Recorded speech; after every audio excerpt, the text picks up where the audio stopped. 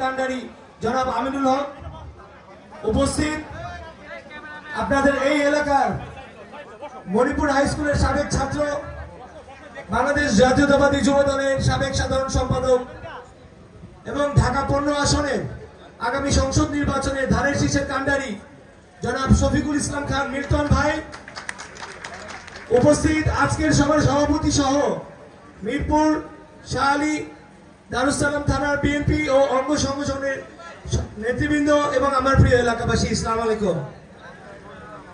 আপনারা জানেন বৃহত্তর মিরপুর যখন ঢাকা 11 আসন ছিল, এই কাফরুল তখন নির্বাচিত সংসদ সদস্য ছিলেন আমার মরহুম পিতা আলাদ এসি খালেক সাহেব, এবং এই কাফরুল ধানের শীষের একটি ঘাঁটি হিসেবে পরিচিত ছিল 1979 সালের দ্বিতীয় সংসদ নির্বাচনে। সেই থেকে শুরু, সেই ধানের শীষ আপনারা এখানে ধানের শীষকে বিজয় লাভের মাধ্যমে বিএনপির ঘাঁটি হিসাবে কাফরুলকে আপনারা গড়ে তুলেছিলেন। সেই কাফরুল আসনে মিরপুর থানার 13 নং ওয়ার্ড একই আসনের অন্তর্ভুক্ত, যার প্রতিবেশী হচ্ছে আমাদের ঢাকা 14 আসন। আমি শুধু আপনাদের কাছে এই আহ্বান করব যে আপনারা অত্যন্ত ভাগ্যবান, আজকে আপনারা আগামী রাষ্ট্র, আগামী বাংলাদেশ যাদের হাতে পরিচালিত হবে সেই দুইজন নেতৃত্বকে আপনাদের সামনে পেয়েছেন। আপনারা জানেন যে অত্যন্ত পরিশ্রমী আমাদের সবার প্রিয় ঢাকা মহানগর বিএনপির আহ্বায়ক জনাব আমিনুল হক দিন রাত পরিশ্রম করে চলেছেন ঢাকা 16 আসনে জনগণের ধানের শীষের জন্য। একইভাবে রাজপথের পরীক্ষিত সৈনিক, বিগত ফ্যাসিস্ট সরকার স্বৈরাচার শেখ হাসিনার বিরুদ্ধে যিনি রাজপথে নির্ভীকভাবে কাজ করে গিয়েছেন, আপনাদের প্রিয় শফিকুল ইসলাম মিল্টন ভাই এই ঢাকা 15 আসনে ধানের শীষের হয়ে দিন রাত পরিশ্রম করে চলেছেন। আপনারা ধানের শীষকে আগামী সংসদ নির্বাচনে অবশ্যই বিজয় লাভ করাবেন, এই প্রত্যয় আমি ব্যক্ত করছি।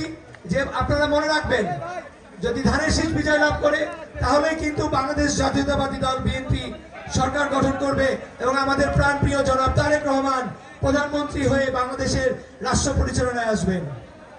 রাষ্ট্র সংস্কারের 31 দফা জনাব তারেক রহমান যেভাবে ঘরে ঘরে তুলে ধরছেন, আপনাদের কাজ হবে শফিকুল ইসলাম খান মিল্টন ভাইয়ের হাতকে শক্তিশালী করার জন্য সেই 31 দফা ঢাকা 15 আসনের প্রতিটি ঘরে পৌঁছে দিবেন এবং ধানের শীষের জয় জয়কার আমরা করবো ইনশাআল্লাহ।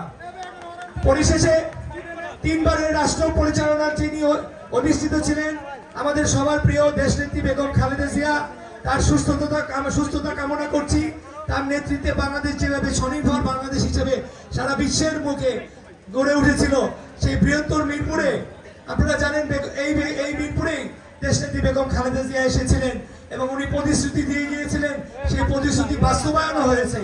শুধু হয়নি যদিও একটি 500 বেডের হসপিটাল, আগামীতে বাংলাদেশ জাতীয়তাবাদী দল সরকার গঠন করলে এই বৃহত্তর মিরপুর রাজধানীর বুকে একটি আদর্শ স্থান হিসাবে গড়ে উঠবে এবং ধানের শীষের জয় জয়কার, ধানের শীষের দুর্গ হিসাবে এই বৃহত্তর মিরপুর আপনারা সবাইকে নিয়ে তাই প্রতিষ্ঠা করবেন।